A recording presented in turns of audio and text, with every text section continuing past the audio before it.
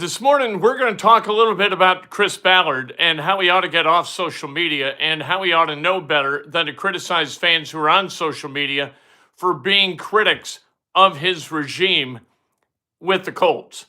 There are realities about the Colts that turn critics of Ballard kind of loose on social media, and that's the way that job works. And if you're going to indulge in going on social media and seeing that people are responding to you negatively, you're wasting your time, because of course they are. People weren't happy with Bill Polian. People were never happy with Ryan Grigson. Ryan Grigson started his first 3 years as a GM. Colts were 11-5, 11-5, and 11-5. And they kept going a step farther in the playoffs in those 3 years. Good morning, Adonis. How are you? Good morning, Andrew. And what happened? Still people criticized. The last 5 years, the Colts haven't been to the playoffs at all. They have not won double-digit or posted double-digit wins in any of those years. The Indianapolis Colts are a mediocrity in the NFL. And if Chris Ballard doesn't like it, he's going to have to address it. People being critical of him for that's life in a fast lane, pal. You are going to be defined by your mistakes as a general manager, always and forever. Nobody talks about Bill Polian drafting Edgerrin James. They all talk about Bill Polian drafting Marlon Jackson was actually pretty good. But the guys late in his run, those are the guys that they talk about. With Grigson, it's the Trent Richardson trade. It's not the fact he drafted Andrew Luck or he traded up to get T.Y. Hilton. He made some good moves while he was GM, but he was abrupt and he was unpleasant and he not too terribly likable. And that lack of likability cost him. Chris Ballard keeps saying the same thing over and over and over again and doing the same thing over and over and over again, although last year there was a pivot in terms of free agency, and the results wind up being the same, even though there was a pivot in free agency last year and they made an in-season trade to go get Sauce Gardner and give up 2 1s. I think it was a good trade because with those 2 1s, what the hell are you going to get if you're the Indianapolis Colts? You're not going to get Sauce Gardner. That's for damn sure. What they've gotten, look at the first rounders, Malik Hooker, Kwity Paye, Latu. Latu might wind up being a really good player. Quentin Nelson in 2018, the 6th overall pick. Anthony Richardson. You start talking about the first round picks by Ballard, and you start to scratch your head a little bit. Second round, early in the second round, does a nice job. Late in the second round, not so much. Anyway, we're going to talk all about that. We'll talk about Ryan Carr becoming kind of the GM of the college basketball program at Indiana University and how that's going to be an aggregate help. I think Ryan Carr joining the staff at Indiana is going to help Darren DeVries do a better job himself and all the assistant coaches do a better job themselves. I'll explain why. Jack, good morning. How are you? We'll talk about that. Pacers tonight. Another game, this one. Really going to have to focus to lose this one. Charlotte coming to town. Need to lose this game. Got to get closer. Cam Boozer, A.J. DeBonsa, lots of really good freshmen in this class. I got to tell you the truth. I watched a good portion of 2 games last night. Illinois State at Northern Iowa, which was really exciting. Came down to the end. Really, really fun game. Congratulations to Illinois State winning that game, led by the happiest head coach in the history of big-time college basketball, Ryan Peden, assisted ably by his young ward, Andrew Dockich. And then watched, because my son was at the game, watched UConn and St. John's. Holy hell. Like, you watched UConn play basketball and watch them play defense against St. John's. Then you watch the team that I watch most often, watch Indiana, and they look like they're playing 2 different sports.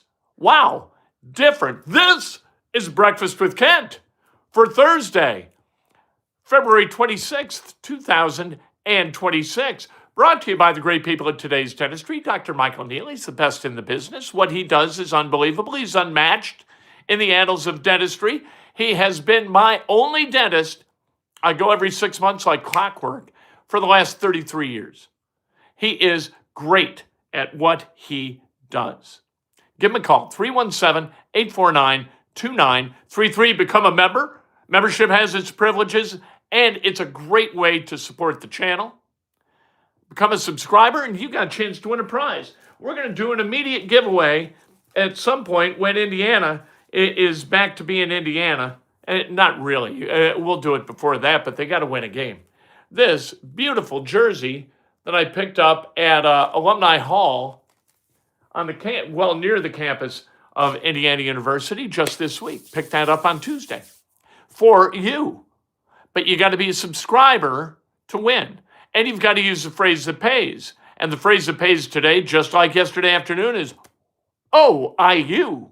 Not go IU, but OIU. IU's got to get it going. What the hell are they doing? Let's get some wins. Come on. Win this Sunday against Michigan State. Let's go. So that's the phrase that pays. We take the phrase that pays. Anybody who comments with the phrase that pays, I write down, like there's at Toby Northern. See that? There's at Jack Kotsky. What's it? 8990. I write those on tickets. Everybody who does that, I'll write Jack Kotsky 8090. I'll put them all in the incredible prize bucket. I'll pick out 10 tickets. I will affix them to the fabulous prize wheel, spin the prize wheel live, and boop, we get a winner. And that winner is going to win something spectacular. Monday, I am scheduled to receive my latest shipment from Pristine Sports Auction, 4 autographed jerseys. I'm going to give them all away on the following 4 Thursdays. But we're not going to know what they are. We're going to open it up, and we're going to find out together which of the 4 jerseys we will give away on Thursday. And that's the fun of the thing, is figuring out, is it Peyton Manning or is it Paris Campbell? I don't know. There are good ones, there are mediocre ones, and there are ones where you hold it up and you say, huh? Who? Oh, yeah, that guy. That kind of thing. So, use the phrase that pays in a comment. Let's go. Make sure and subscribe. When we get to 25,000 subscribers, and we're like 137 away last time I checked yesterday, when we get to 25K, boom, going to blow the roof off this place with a tremendous prize. So make sure and subscribe today. Smash that like button. And if you want to make a donation, no big whoop. But please include a comment or a question that elevates the level of discourse on the channel. All right, let's talk about Chris Ballard. Never address your critics, ever. Ignore them. Or better yet, do what I do, and that's not believe they're critics in the first place. I think that every comment I get is positive. People say something that might be inferred as negative. I would not. I take them all as compliments. I'm deranged. I get it. I'm a little bit psychotic that way. Chris Ballard needs a little bit of that psychosis. Or he just needs to ignore social media. To call Colts fans who criticize him on social media chicken shit because they won't do it to his face is absolutely ridiculous. Where the hell are they supposed to do it? What opportunity? I saw Chris Ballard one time at the Apple store at the Fashion Mall. I don't know whether people recognized him. If they did, it was early in his run as a GM, and I don't think they would have been critical anyway. Most of the time in Indianapolis, people just leave. You recognize somebody? Like Peyton Manning could go out to dinner. Victor Oladipo could go out to dinner, not get harassed. Caitlin Clark can go out to dinner, not get harassed here, because people are polite. People know their boundaries. These are just human beings. They happen to do something very interesting for a living. So nobody's going to come up to Chris Ballard and say, hey, what the hell's the matter with you? Quiddy pay? What are you out of your mind? Hey, I know Zaire Franklin was a steal with the 7th round, but starting at linebacker for the last 5 years, what are you, some kind of a crazy person? You psychotic? Nobody's going to come up to him and talk to him that way. That'd be insane. He doesn't want that. He doesn't want to go out to dinner with his family and have people come up and tell him to his face what they think of him as a general manager. What he's done is put together a 9-year run of almost unmatched mediocrity in the annals of the NFL. Most general managers would have been fired at this point. one playoff win, no division titles, 9 years, no previous run of success. What do you want people to call you? What would they call you? Would they call you a genius? Well, no. 8-9 isn't genius. 9-8's not genius. And that's what the Colts have been 4 out of the last 5 years. Either 9-8, 8-9. We're going to forgive Chris Ballard the 4-12-1 because Jim Irsay got involved in that thing, fired Frank Reich, and hired Jeff Saturday as the head coach.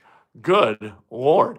Toby says, I may not like everything Ballard does, but it ain't my job. If I saw Ballard, I'd offer a handshake and say thanks for his hard work. Hours and days in the Colts facility. See, you're smart. Cardiac Ram says Ballard knows he's bad at his job. Carly will call him after the season, or will can him after the season, because it'll be the same. The Rivers stunt should have been enough. I don't blame him for the Rivers stunt. The Rivers stunt damn near worked. He was a hell of a lot better than Riley Leonard would have been. And then what do you do about a backup at that point? You really elevated 2 spots by making that signing. Phillip Rivers, as a starter, was better than anything that the Colts had access to at that point. And Riley Leonard, as a backup, was reasonably good. As a starter, he would have been bad, and you'd have had to sign some guy off the street, not named Phillip Rivers, as the backup. That would not have worked so well. But Chris Ballard, he needs to relax and not come after fans. You start criticizing your fans, all you do is amp them up. You give them rocket fuel. You watch what happens on X, on Facebook, on IG, on TikTok. Lots and lots of criticism on tap for Chris Ballard because now he's activated the Wingnut Coalition, right? Who don't like anybody or anything. It's the same people who are calling for Darren DeVries to be fired, right? He's not even 1 season in. You don't know what kind of head coach he's going to be. So let's relax. Let's give him some time to cook. Maybe he winds up being a washout. Maybe in 5 years we figure that out. But it's going to take a hell of a lot longer than 1 year. Now, when you watch, and Danny Hurley has been the coach at UConn for a while, so he's got that thing cooking. He's got it cooking to the point where Braylon Mullins didn't even look at IU, basically. Knew he was going to UConn and is at UConn playing good basketball, and he's the best defender. At least he's a better defender for UConn right now than anybody at Indiana has. And he's a skinny freshman. That team played its ass off last night, beat St. John's 72-40. My son was there. He sent me a text after the game, said, this is a college basketball atmosphere. That is what Indiana needs. Is Darren DeVries going to provide it? Can he get a team? Is he psychotic enough to get Indiana basketball to where UConn basketball is? We shall see. Indiana with the game this Sunday afternoon against Michigan State. We'll see. Ryan Carr at IU, he's going to help. All right, I don't know how much, but he's going to help. I like Ryan Carr. I think he's a good guy. He's got a good head on his shoulders. He understands communication. He understands organization. He understands workflow. He understands details. And so maybe Darren DeVries isn't that kind of guy. Maybe Kenny Johnson isn't. Maybe Drew Adams isn't. You need somebody to kind of steer the ship. He's going to do that. And I think he's going to do a good job of it. The Pacers, one of the best run operations in the NBA. You don't get to the NBA Finals being the Indiana Pacers with the talent level that Indiana has without having one hell of an organization underneath you. Ryan Carr is going to help. We'll see how much. He's been there as the Pacers have operated at an exceptional level for a long time. Butler lost last night 82-73 in Philly to Villanova. They out-rebounded Villanova by 10, and they outscored Villanova 22-10 at the foul line, and still they lost by 9. That's not easy, but good for them. Good for them, holding close and playing better basketball. I think Thad Matta, the more I think about it, the better job I think he's done. Pacers, 15-44. We gotta we gotta lose to the Hornets tonight. What am I saying? Beat the Hornets? No, lose to the Hornets. Let's go. A.J. DeBonsa, Cam Boozer, they are one step closer to reality for the Pacers with every loss. So let's stack those things like cordwood. 15-44 is not going to get it done. 15-45 after tonight would be an improvement. Brendan Sorsby, we'll talk about this afternoon. He's being sued by Cincinnati for breach of contract. He owes Cincinnati $1 million for leaving. Peterson, DeBonsa, Boozer fit the Pacers best. Boozer does. And DeBonsa, a very, very close second. Peterson, I wouldn't touch with a 10-foot cattle prod. Good morning. Good morning to you, Jack. As much as we doubted Cignetti in season 1, he carried a certain it factor. I personally don't see that it factor, that difference in DeVries. Time will tell. You know what? Everybody's got to be who they are. And I'll say this about Darren DeVries. He is who he is. And that helps. You've got to be authentic. Is Curt Cignetti authentic? A little bit crazy, but a little bit of crazy works sometimes. Darren DeVries, not crazy. Let's celebrate some birthdays. And before that, I just want to, I saw on social media, Rose Stevens passed. Rose Stevens, a longtime elementary school teacher at Grantline Elementary in, I think, in New Albany, Indiana.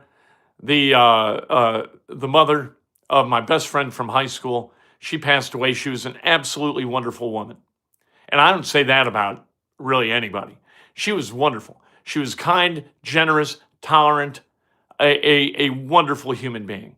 And this earth is going to be a less kind and gentle and decent place without Rose Stevens in it. So New Albany ought to be flying its flags at half staff today, because Rose Stevens was just that important to the collective kindness of that community. Ed Ensley, happy birthday. Max Allison, Casey Michelle, happy birthday. Greg Stanton, Vic Reichert, Chad Brown, Sabrina Young, Mike Fremian, and Steve Voivodis celebrating a birthday. If today's your birthday, you celebrate like hell. If it's not your birthday, celebrate somebody else. That's best done with an honest and specific compliment. We'll talk to you this afternoon. I can't wait. Let's go. Let's go, IU. Find a backbone. Find some spine. Play some defense this weekend. Toby says, did Ballard trash on fans during the media availability at the Combine? Separate time. I should have said that. On the radio with Kevin Bowen and James Boyd, he said that stuff. So they did a one-on-one with, or 2-on-1 with him, and there it was. We'll talk to you later this afternoon. Can't wait. Have a great day. Go have some fun.